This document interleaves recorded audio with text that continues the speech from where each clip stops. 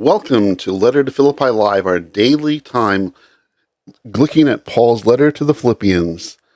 And today we'll be continuing our study in Paul's letter to Philippi, the letter to the Philippians, with looking at chapter 4, verses 1 through 3, as we come to Paul's concluding his letter to the people of Philippi with his words of conclusion, his final words to the people of Philippi. And then we'll be looking at verses 2 and 3, an issue of disunity in the community between two leaders of the community, Evodia and Syntyche, two women who were in leadership in the Philippian Messianic community, who are in disagreement. There's an issue that's dividing them and threatens to divide the whole Messianic community in Philippi. People will take sides. Well, I'm for Evodia or I'm for Syntyche. So Paul here, as he's concluding his letter to the Philippians, is bringing out this issue of disunity that he's heard about between these two women leaders in the community and wants them to deal with it. And he also calls one of the other leaders in the community, Syzygus, to join in along with the other leaders in the community to bring these two women leaders together for the sake of their own walk with one another and also for the Messianic community in Philippi, for there to be unity among the whole community, starting with leadership with these two women, Evodia and Syntyche. So that's what we're looking at today in our study in Paul's letter to Philippi. This is Letter to Philippi Live, a daily broadcast from Letter to Philippi, a new Messianic Jewish theological teaching organization, of which I'm the founder and the teacher of this class. My name is Sean Emslie, and this is an ongoing work of Letter to Philippi, a new Messianic Jewish organization focused on building a Messianic Jewish theology for the future that glorifies Yeshua, our righteous Messiah, magnifies the name of the God of Israel, honors the Torah and respects Jewish tradition, and lives within Jewish space and community. We seek to build a Messianic Jewish theology, an understanding of Jewish life within following the Messiah of Israel, Yeshua, our righteous Messiah, living a Judaism that gives honor to Yeshua, our righteous Messiah, and is empowered by him who is our Messiah, who is our life, both now and forevermore. So we begin with a word of prayer, and then we'll go into our study looking at Philippians 4, 1 through 3, Paul's closing words, and then finally him confronting this issue of disunity in the Messianic community in Philippi. O Lord, you're good. We thank you. We bless your holy name. We thank you, Lord, for each new day you give us to look into your holy word, to read these words of your holy servant Paul, and seek to become more and more and more like the Messiah each day, become more and more in Messiah, and integrate our lives into the life of Yeshua, who is our source of life, both now and forevermore. We thank you for this day. We thank you for these lessons we're going to learn today from this letter to Philippi. And we thank you for Yeshua, the name above all names, to which we give honor and glory, and in whose name we pray. Amen. So we begin today looking at Philippians 4, 1 through 3. And we'll begin with Philippians chapter 4, verse 1, which reads as the following. So my brothers, whom I love and long for, my joy and my crown, my dear friends, keep standing firm in union with the Lord.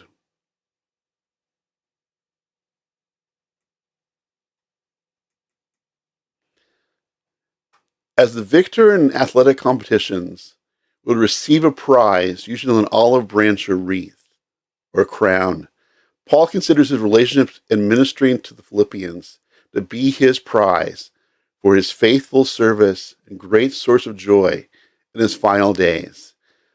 As we said throughout this letter, we see the deep love that Paul had for the Philippians and the Philippians had for Paul.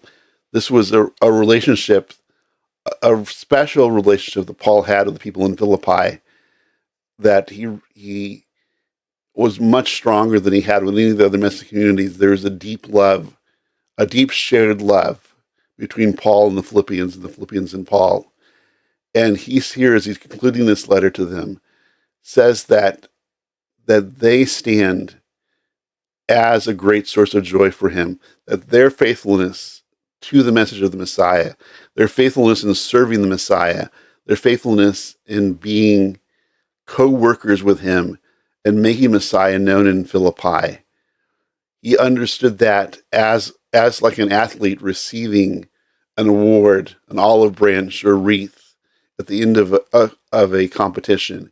He sees them, their faithful lives, their faithful witness to the Messiah, as a crown, as an award for his life faithfulness. They truly demonstrated a life lived for the Messiah, and their faithfulness showed that Paul's work in his life was faithfully done and was successful. Despite all the troubles and difficulties of his life, he knew that the people of Philippi got the message of the Messiah, got the words of Yeshua, and were putting them into practice in their lives. And he saw them, their faithful lives, their faithfulness to the Messiah, as a reward for his faithful service.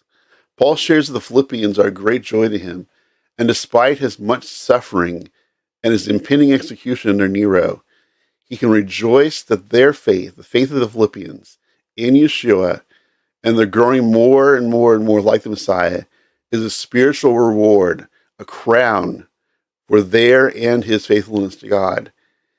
He understands that the people in Philippi, by their faithfulness, has earned the spiritual reward, a crown for their faithfulness, their right living, their following the ways of Messiah. And for Paul, he understands that their faithfulness shows the import and the success of his work in making the Messiah known, that the people of Philippi example the life of the Messiah and makes sure that despite all the difficulties of his life, all the suffering that he had gone through for the Messiah, was rewarded in the Philippians. The Philippians he considered a crown for his life of service to the Messiah. Now we move to Paul dealing with disunity in the community in verses 2 and 3. And verse 2 we read, I beg Evodia, I'll put that back on the screen. I beg Evodia and I beg Syntyche to agree with each other in union with the Lord.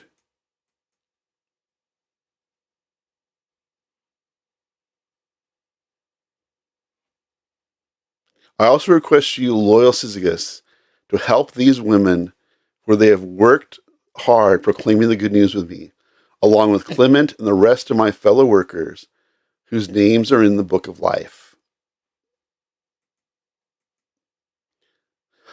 So first we see here, these are two women in the congregation, Evodia and Syntyche. Again, I'll read verse 2. I beg Evodia and I beg Syntyche to agree with each other in union with the Lord.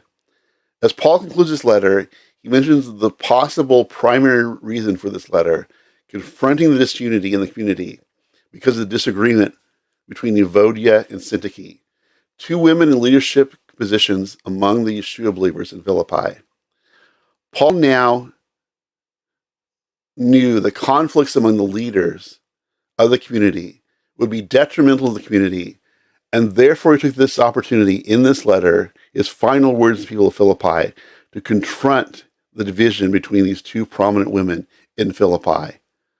Paul uses the Greek word parakaleo, meaning beg, urge, exhort, appeal to show the importance of this issue to him and the negative effect on the whole community with these two leaders being in disunity.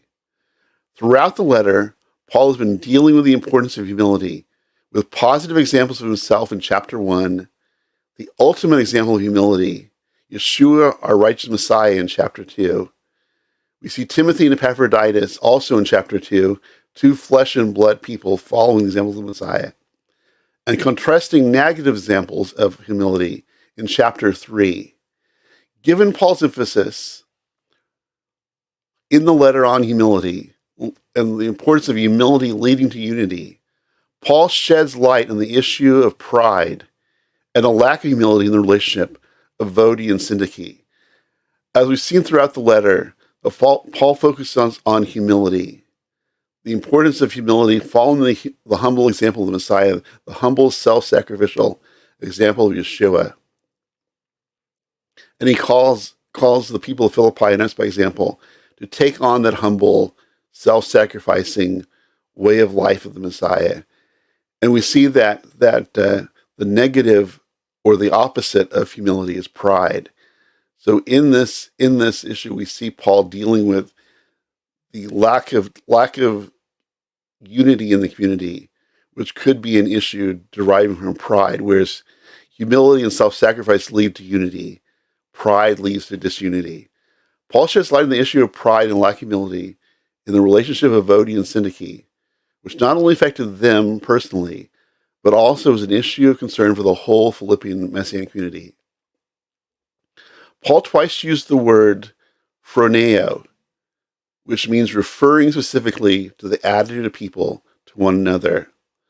Paul's first use of phroneo was to describe Yeshua's humble mindset in Philippians 2:5, where Yeshua, our righteous Messiah, left his place in the heavenlies as the divine Son to enter our world as a baby, born in humble setting, to live a life of humility, to die the death of a slave, but to rise from within and again to return to his greatness as the divine Son, to reign forever. But Paul now uses the word phroneo again, imploring of Vodi and Syntyche for it to be unified for the sake of the community. Paul's reminding these women that their mindset should be that of the Messiah, and calling them to put aside their wrong attitudes in order to model Yeshua, who was their ultimate example.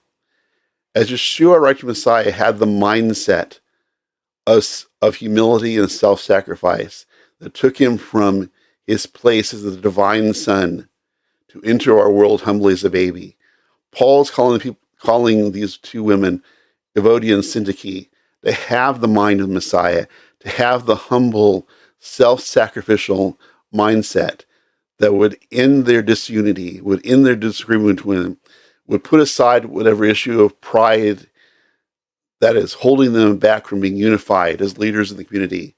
And an example to the people in Philippi of those following the Messiah as they were in position of authority, a position of responsibility, a position of leadership, a position of example, that Paul calls them to be unified one with another, to put aside their differences, to be unified between themselves, and also to bring unity in the community. As I said, there was concern that, as with it, there could be taking sides within the community. So some people say, I'm with Avodia, others say, I'm with Syntyche, and this would bring a disunity in the community. And Paul calls these two women to come together to model the humility and self-sacrifice of Yeshua, and calling them to put aside their wrong attitude, to model Yeshua, who was the ultimate example of humility and self-sacrifice. Unity in Philippi and within any Messianic community requires the people to follow the example of Yeshua and model his self-sacrificing humility, especially those who are in leadership, those who have a position of authority in the community, a position of service to the community, must model the Messiah. And these two women, Vodi and Syntyche, at this point, were not modeling the Messiah. They were having an issue of disagreement between them that was not resolved and put at risk the whole Messianic community, as they were the ones that the people were to model, as they were modeling the Messiah. They were not modeling the Messiah at this time. They were not modeling the humility and self-sacrifice of Yeshua. So Paul calls them to put aside what has brought them into disunity, to come together for their own sakes, for their own spiritual lives, their own lives together, but also for the life of the Messianic community in Philippi, to be a communal representation of Yeshua the Messiah. Such behavior was important. Messiah-like humility was important for leaders such as Vodi and Syntyche, who who were in a position of influence in their community. As Paul modeled Messiah, he expected those in leadership to do the same. In verse 3, we read, are we on verse 3? I also request loyal Syzygus to help these women, for they have worked hard proclaiming the good news with me, along with Clement and the rest of my fellow workers, whose names are in the book of life.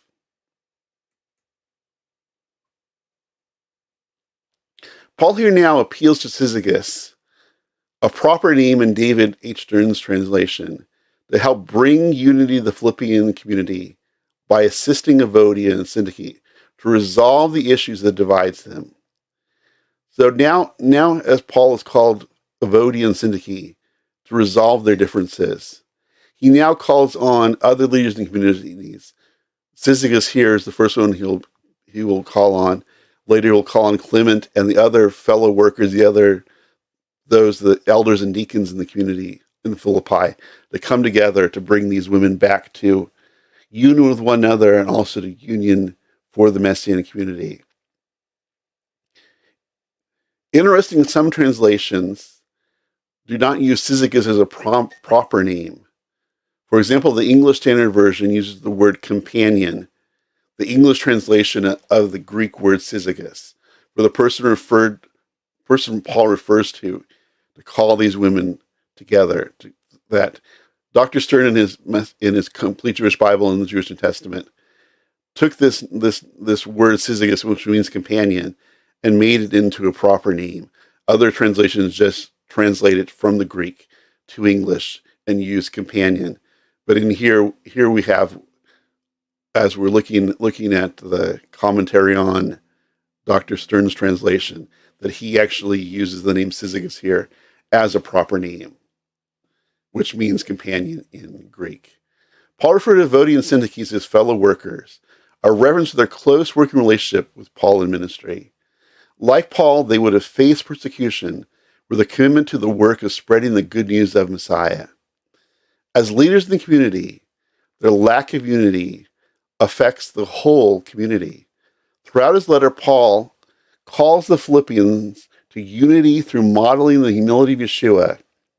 As he now closes the letter, he calls for unity and humility to begin among the leaders of the community, especially between Evodia and Syntyche, as they, like Paul, serve as examples for the people.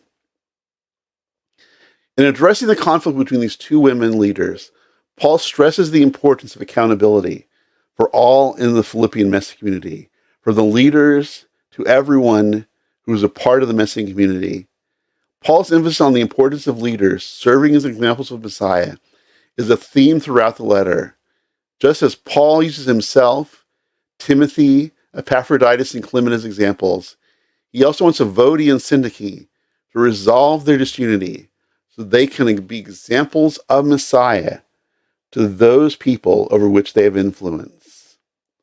In the opening words of the letter, in verse 1 of chapter 1, Paul addresses the congregational leaders in Shamashim, the elders and deacons in the community, clarifying that Philippi had an established leadership structure and making sure that the Philippian Messianic community's leaders were listening to his message. Right in the opening words, Paul addresses that it is to the holy ones in Philippi, including the elders and deacons.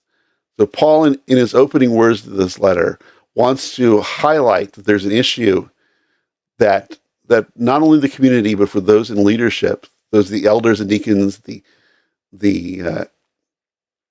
Zechariah and the Shamashim of the community, that he was going to be dealing with this issue of disunity in the community later in the letter.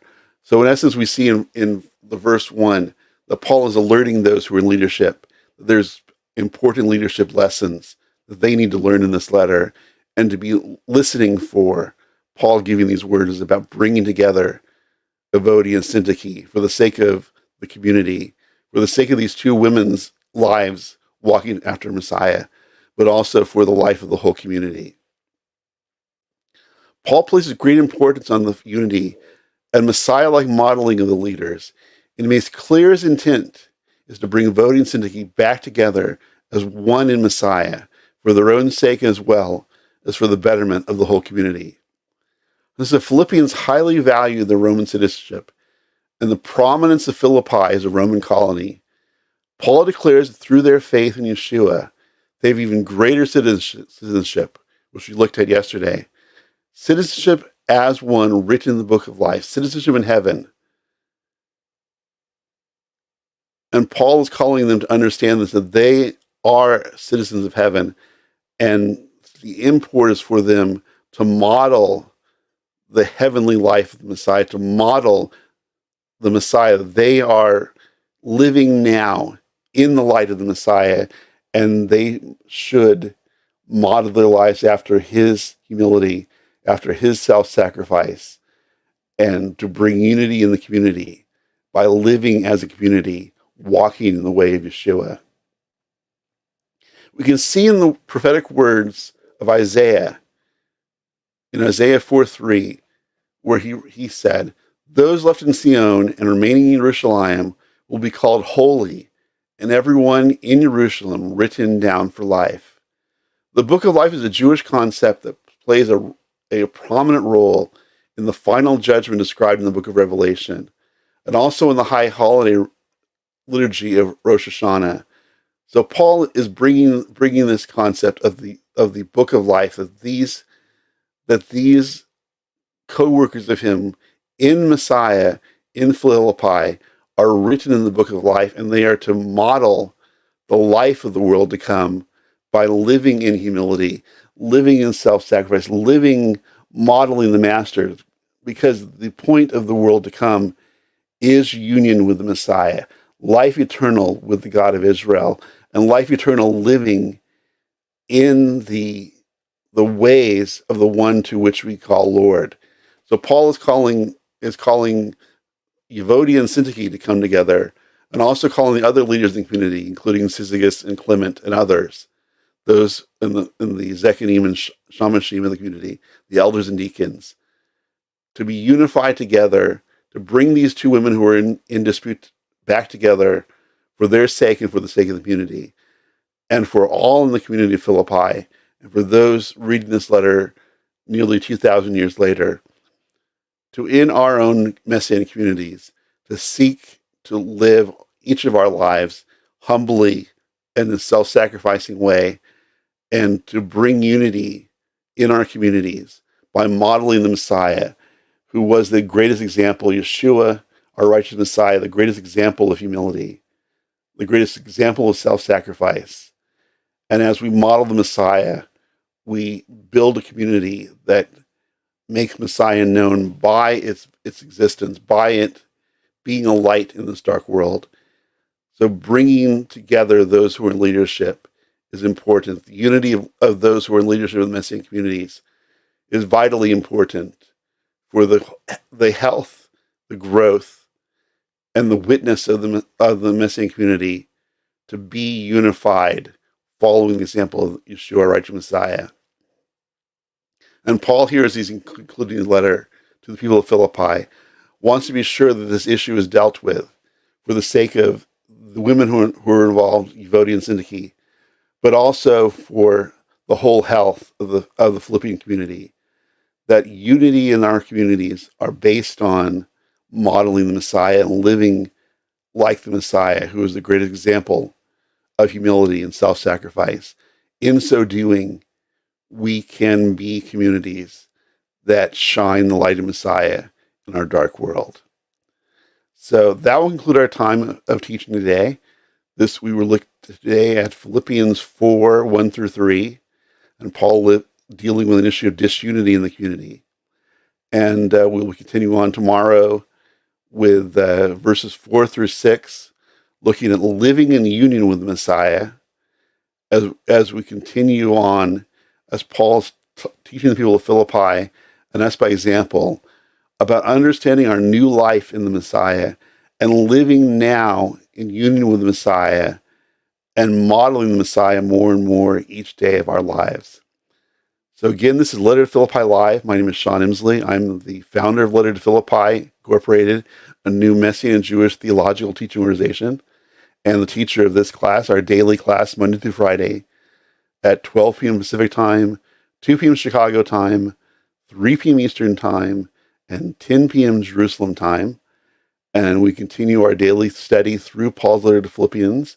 We should be, in the next few days, completing the letter to Philippi. This will be our third time going through the book of Philippi since we started on June 1st. And as we get into the new year 2022, we'll be starting our fourth time going through, finding new insights each time as we look at Paul's letter to Philippi. And we look forward to new opportunities for both online teaching, offline teaching, and print works coming out in 2022. Looking to put together a group Bible study on the book of Philippians and a study guide for the book of Philippians that we'll be looking to get out in 2022.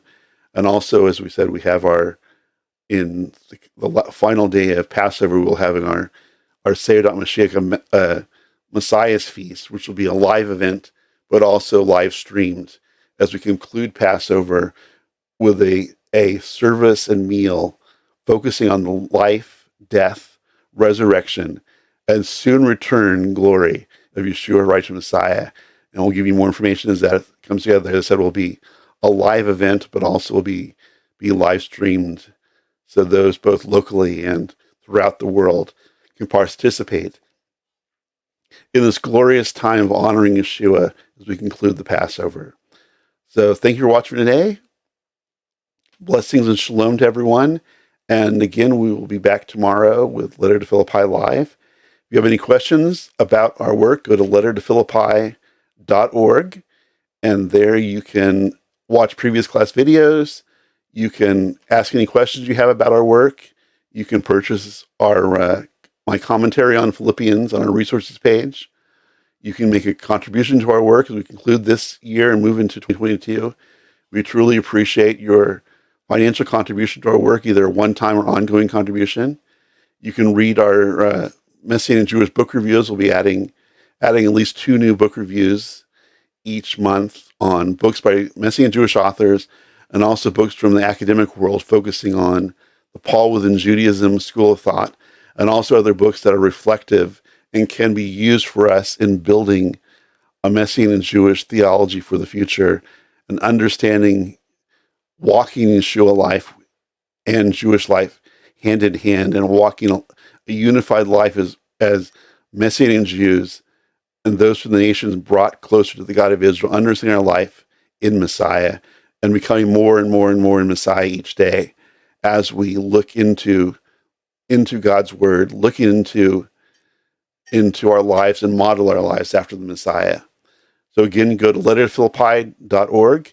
You can find any information you want, and also, as I said, you can make a contribution to our work. You can leave a prayer request.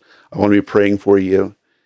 And anything else you want to know about our work, you can contact us there at lettertophilippi.org. Thank you for watching. Have a blessed day, and we'll see you tomorrow as we look at verses 4 through 6 of chapter 4, living in union with Messiah. And thank you for watching. Shalom.